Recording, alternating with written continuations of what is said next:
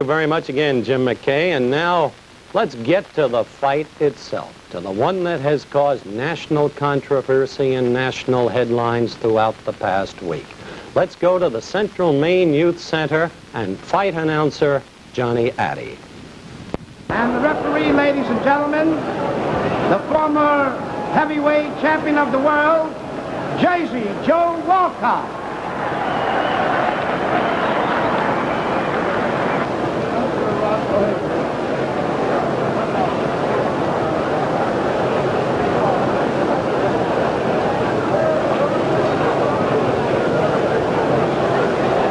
Ladies and gentlemen, Intercontinental Promotions Incorporated, Robert A. Nylon, President, and Arena AA present the main event, 15 rounds, for the heavyweight championship of the world. The principals, introducing from Denver, Colorado, he's wearing black trunks, he weighs 215 1/4, the former heavyweight champion, and now the challenger, Sonny Liston.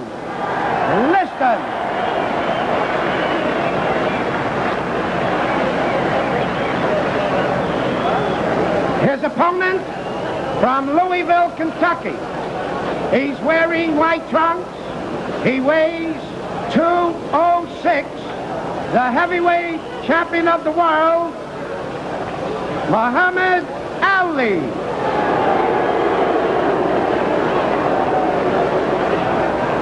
Ladies and gentlemen, Jersey Joe Walcott will now give the instructions. Well, gentlemen, this is a match you both worked very hard for, and I know you're both in good condition. I'm not going to go with a lot of preliminaries. I know you both know the rules of Maine, so I'm in here to enforce them. So I'll say to you, keep your punches up, protect yourself at all times. Good luck.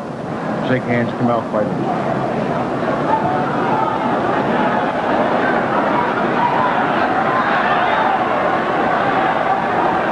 We're just about ready to go. Muhammad Ali saying a prayer in his corner before coming out to meet the challenger. And did you notice the way Liston was sweating under those hot lights? We're 15 seconds from the bell. Our ABC clock timing the fight will be superimposed at the bottom of your screens.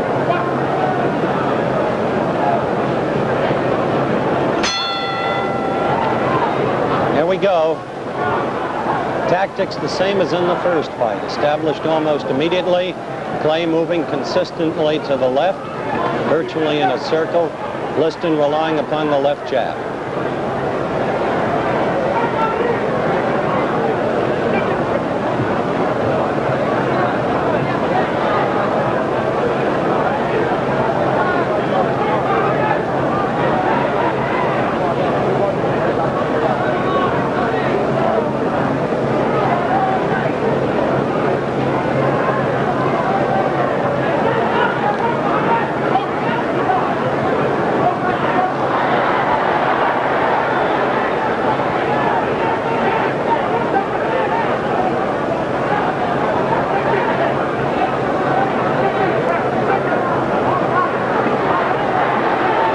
To 1 minute.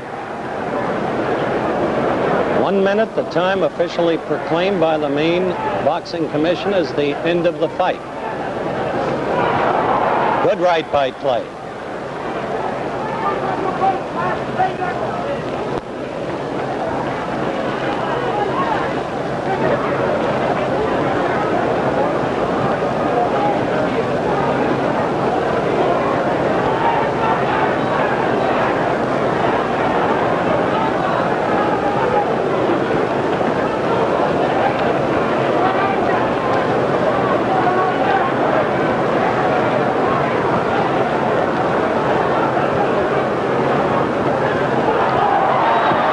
Did you see the punch? Did you see it?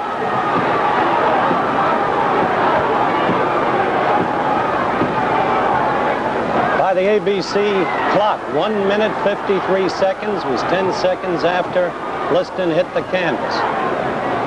Walcott never heard the official knockdown timekeeper. Liston never heard a count. Walcott leaves the fighters. Liston still has reflexes. Look at him duck. Now Walcott has gotten information that Liston was down for a count of 10 and more. And so the fight is over, and Muhammad Ali is still the champion in a scene of bedlam, chaos, and confusion.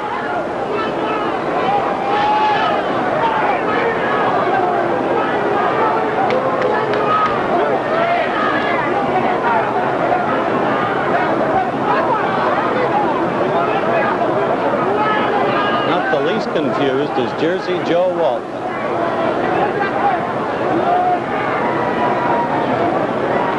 The Liston frustration. Bandages come off.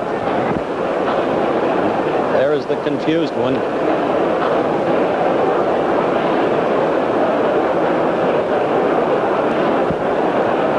Champion adulation, interviews.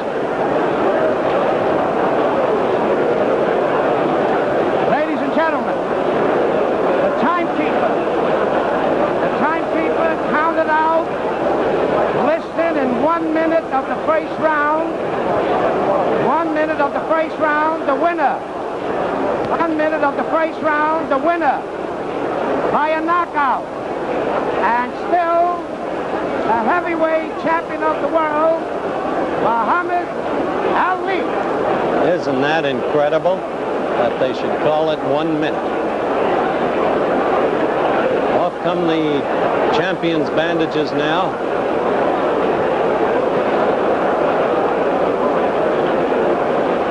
And the champion tells the press exactly how he feels about at least some of them.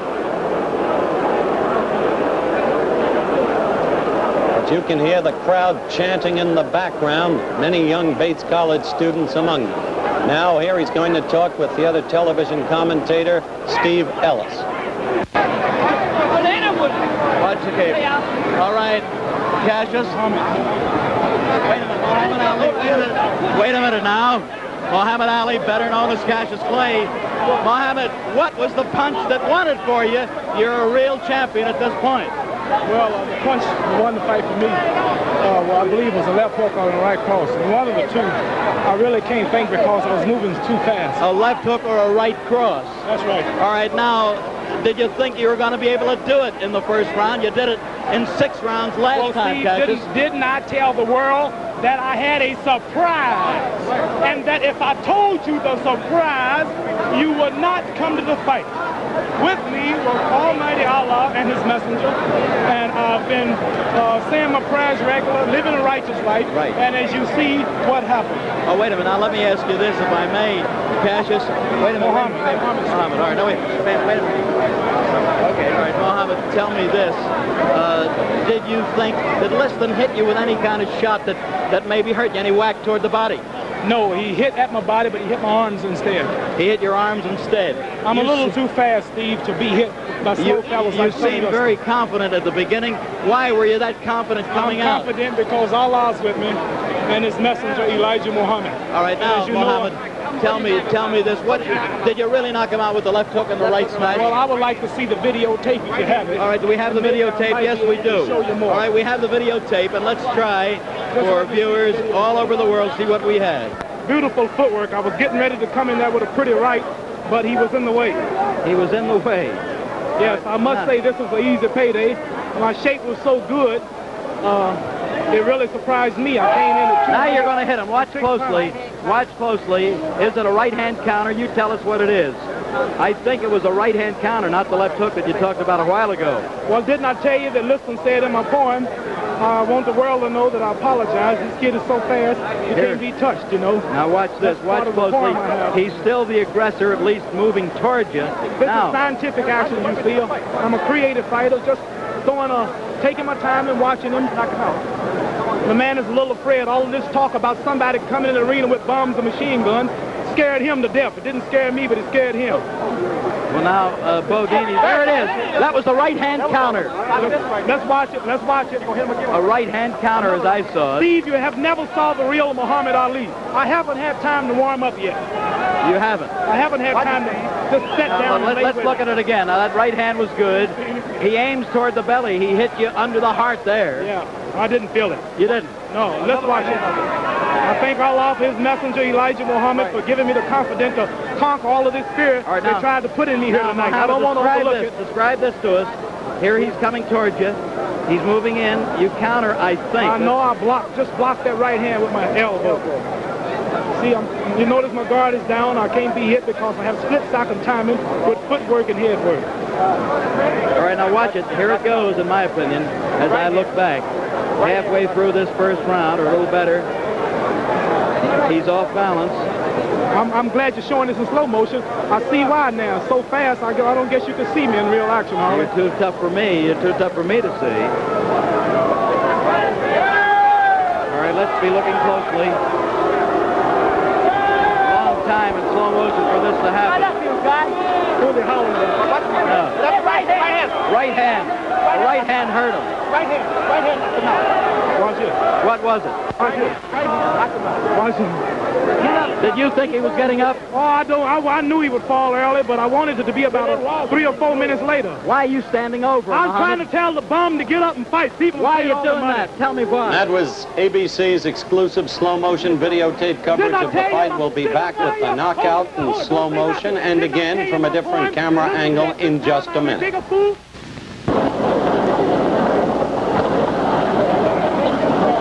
Now once again, here is the knockout in slow motion.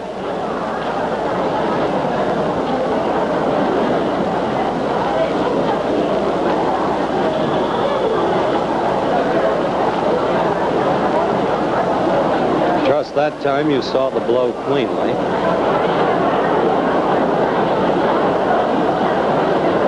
Now observe closely the extraordinary sequence of events that follows.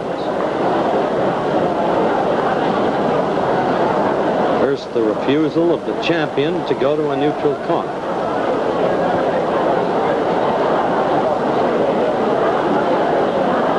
Now he apparently departs. Second, the attempt of Liston to arise. Apparently, he is unable to do so. Third, note the champion prancing about the ring. He has still not gone to a neutral corner.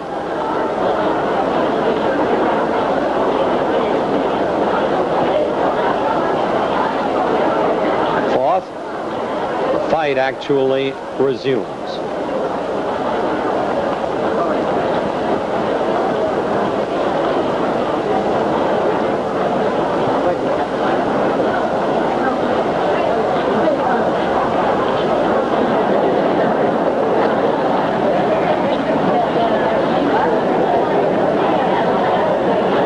As it does, the referee departs to answer a call from the official knockdown timekeeper's corner.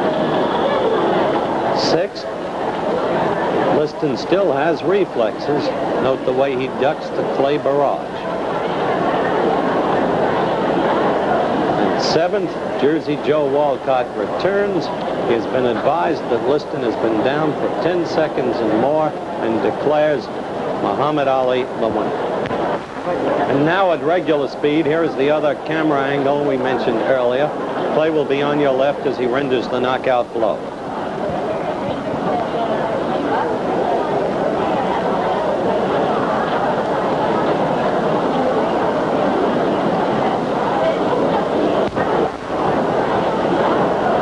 And there you saw it once again. Now, before we go to Robert Riegel, let's listen to some post-fight comments by Liston and Muhammad Ali. What happened when you tried to get up? Do you think the fight would stop before it should have? Well, only thing I was trying to pick up the count. He was trying to pick up the count. Did you hear the count? Did you know? No, I didn't. You didn't hear the count? He didn't hear the count, didn't know what it was. There was no count, he couldn't hear it. Was there a punch thrown before the right hand? No. How powerful was the punch in your opinion? It was fair. Hey, wait a minute. What is this? Fair? Said it was a fair punch. Sonny, did the punch surprise you? Clay says it was a new tactic, the counter right. It was a surprising punch. If you had picked up the count, would you have been able to continue? Yes, I If would. he picked up the count, he would be able to continue. Myself, I think so. He couldn't pick up any count at all. Yes. Well, I would say the number one contender, Terrell, either one, yeah. Chavallo, either, but it don't make no difference. I'm in a position now where I can't squawk who's not. I might have to fight you. In the position now where he can't squawk, he'd have to fight anybody. He seemed to be in good humor. Did you hear it last night? Yeah.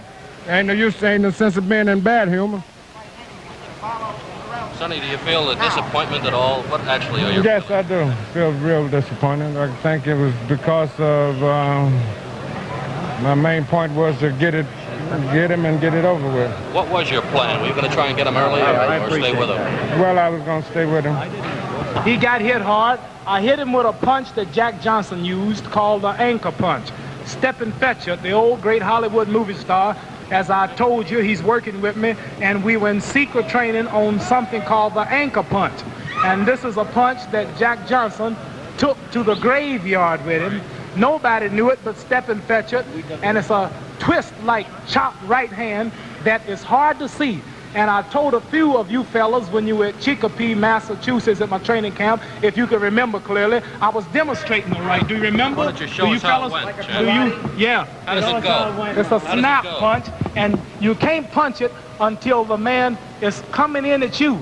That's like a head-on collision. One car doing 50, hitting the back of another car going 50, doing the same way, it's not much shock. But you turn the car around and bring them together head-on, it's a shock. So the man, I had to time the man with my rhythm and bouncing where he was coming at me and where I was meeting him, and just, that's all. Goodbye, A Jack. twist. And you can't see it, but if you were hit with it, all of you would be out. Muhammad, was he... In boxing, when the championship of the world is at stake, defeat without punishment always creates doubts in the minds of the fans. I guess that's because of the great fighters we've had down through the years, the great fights, and the great pictures of those fights. Like this one, the day Jack Dempsey gave a tremendous beating to Gibbons in Shelby, Montana in 1923. Or this one, when Rocky Marciano won his world championship in the 13th round with his tremendous right hand to Jersey Joe Walcott's chin. There was never any doubt about this punch or about Marciano causing the damage. Or in the two fights with Eza Charles and the tremendous punishment Charles took and Marciano's battered face. It was all there for everyone to see. But in Lewiston, Maine, in the last heavyweight championship fight between Liston and Clay, there was a great deal of doubt.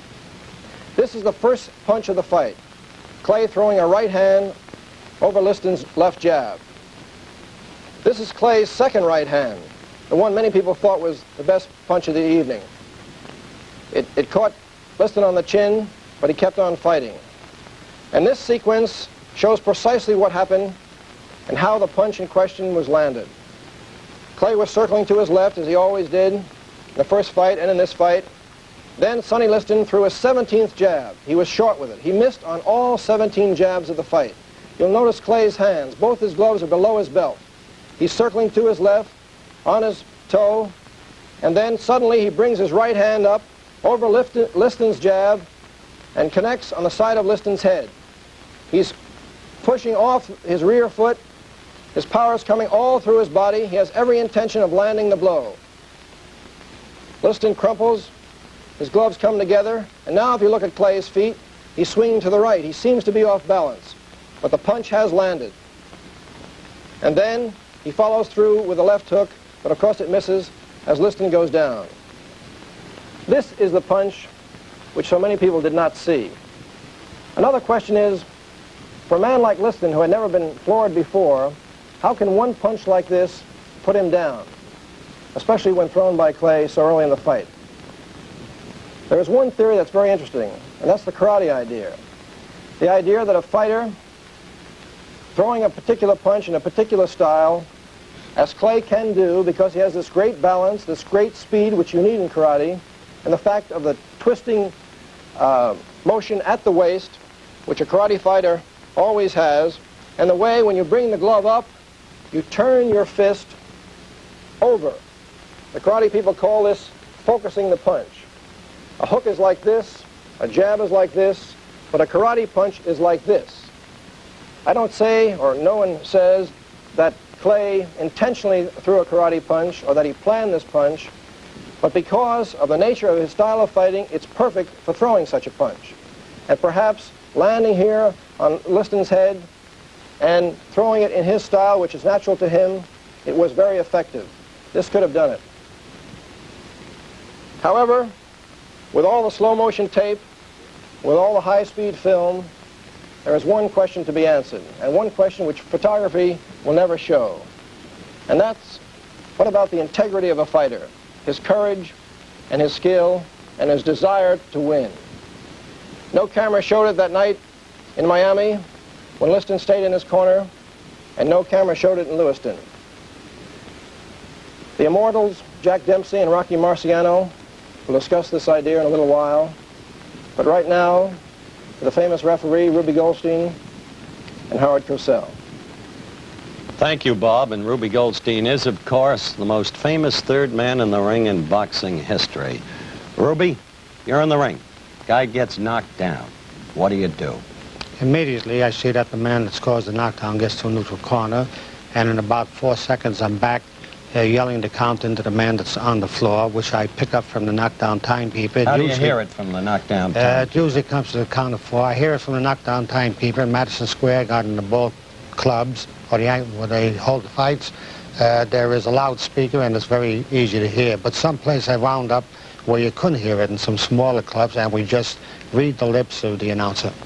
Lip reading. Right. All right. Have you ever in your lifetime left the fighters to themselves, one fighter on the floor? No, you don't leave it, and I feel sorry for Joe Walcott. He's a fine man, very honorable man, interested in a lot of good work, but he had a tough man to handle, a man like Clay who kept roaming around in the vicinity where Liston was, yelling to get up, and it was difficult. At the same time, we've got to be reportorial about this, Ruby. Let's have a look. We had a special camera following Walcott during that period of action there, or chaos, however you want to put it. And I'd like your comments about Jersey Joe as we run the film of the fight and see exactly what he does. Now, there's Liston down. Now we're going to be going to Jersey Joe.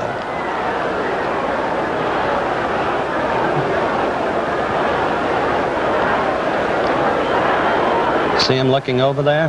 What would you have been doing? Well, if you notice, he's got a little difficulty there with Clay yelling and making motions. But he didn't even go to Clay.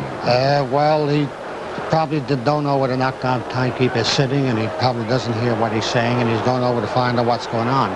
It is wrong, but I feel sorry for a fine guy like Walcott. And not having heard the timekeeper, his key error was to run over there and then declare the fight over. Because you can't declare a fight over, can you, Ruby, if the man is never going to a neutral corner who's not the other man? No, you don't have to count. You can tell the timekeeper to hold up the count, and that's why Dempsey had the long count in Chicago with Gene Tunney. Dempsey didn't go to the corner, and the referee didn't start the count until he did. So henceforth, you had about 4 seconds more in the count there. And he could have done this here as well, but maybe it's the fact that just a once-a-year these referee. Fellows don't referee too often. Sometimes once a year, twice a year, then 3 years goes by and they don't referee, and you can forget sometimes. Anybody can make a mistake. I've made them too. Yeah, but so few and far between. Thank you so much, Ruby. Thank you, Howard. Ruby Goldstein, of course, and we'll be back with the man who was involved in the long count, Jack Dempsey, Rocky Marciano, Jimmy Cannon, the great sports writer, Bill Hines, the editor of the Fireside Book of Boxing, in a moment, right after this message. This is Jack Dempsey, a legend in his time. And Bill Hines, boxing expert, editor of the Fireside Book of Boxing, author of the great boxing novel, The Professional.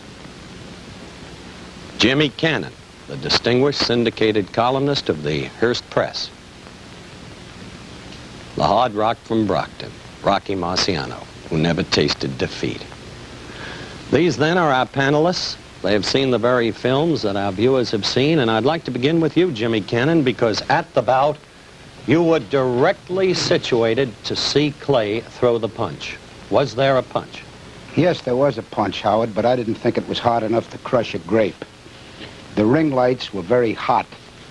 The only explanation I can give for the way Liston fell was that perhaps he was sunstruck by the lights. It was a hoax in the sense, I don't think it was a fix in the sense that money was passed, but I don't think that Liston tried as hard as he should. He just took a punch and got out of there. That's the way it looked to me. Afterwards, when he got up, he certainly wasn't unconscious. He seemed in possession of his faculties. He ducked, knew enough to duck, about 5 or 6 right and left hands. Now, I'm not jumping on the bandwagon after the fight. Before the fight, I refused to pick a winner because I didn't like the circumstances of it, the people connected with it, the mere fact that Liston owns 22.5% of the stock in the company that promoted it. They make an excuse that he doesn't really own it anymore, but it's in the name of William Crawford. I asked Sam Margulies, who's connected with the promotion and seems to be Liston's manager, although he denies it, whose name it was in. And he said, William Crawford. And I said, who is William Crawford? And he said, Liston's father-in-law.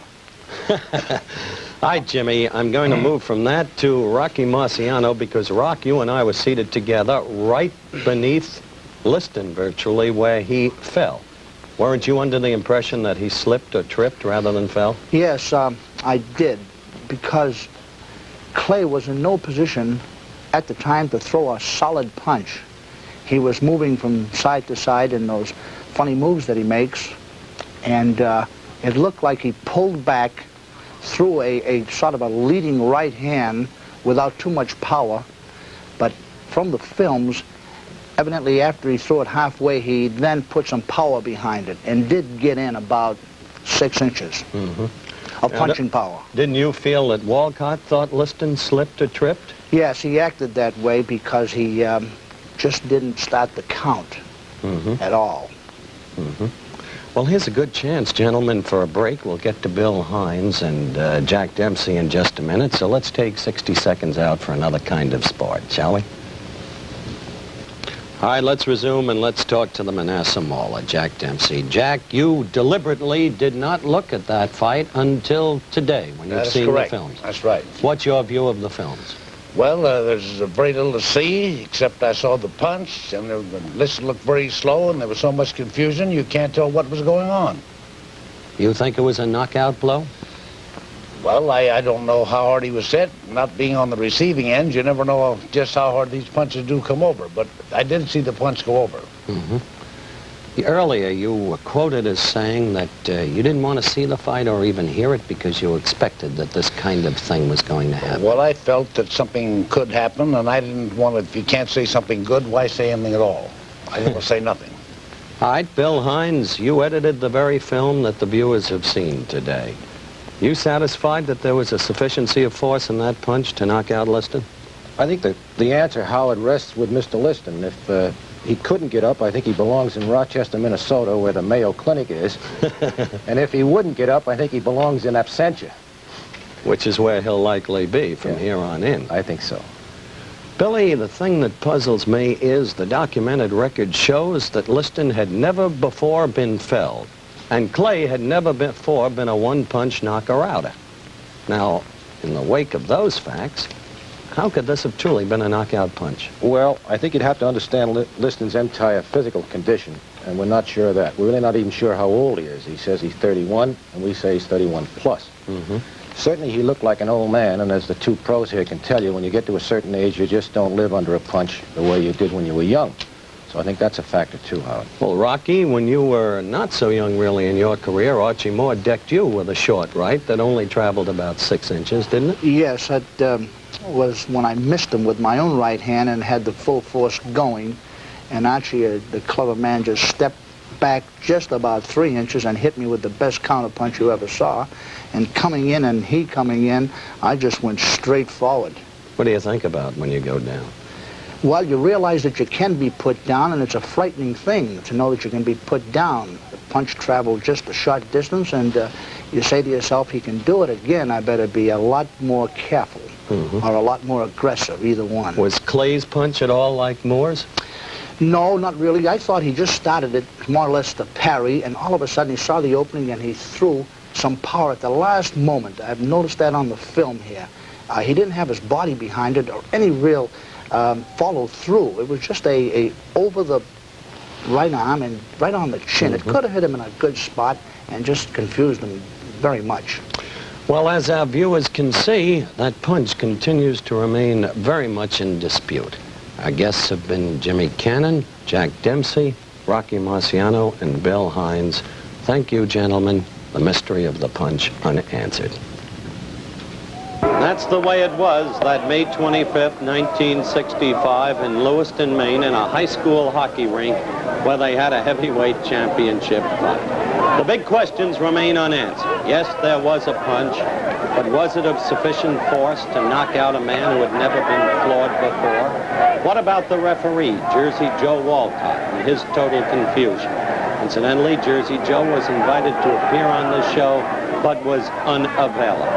Had he counted, could Liston have been up in time? Did Liston really, for that matter, get a fair shake?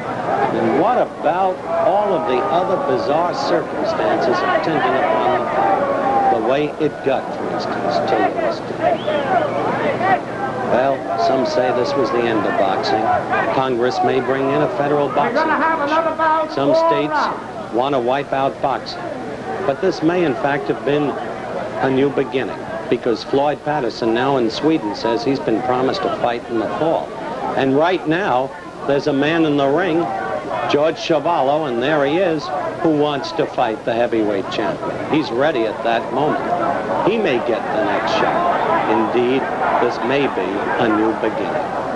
That's the story of the big fight, Muhammad Ali against Sonny Liston.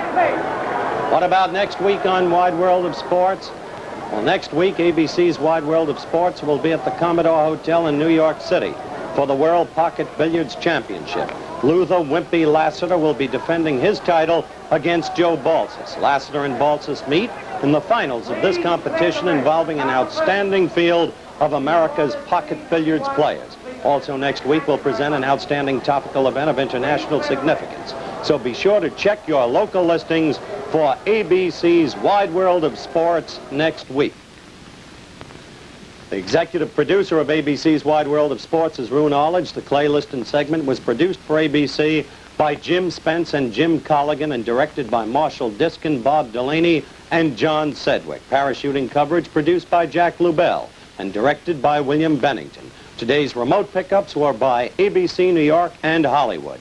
Nationwide and worldwide travel arrangements for ABC's Wide World of Sports made through and promotional consideration furnished by TWA Trans World Airlines. Remember to check your local listings for ABC's Wide World of Sports next week. Now, this is Howard Cosell saying so long. The preceding program was pre-recorded.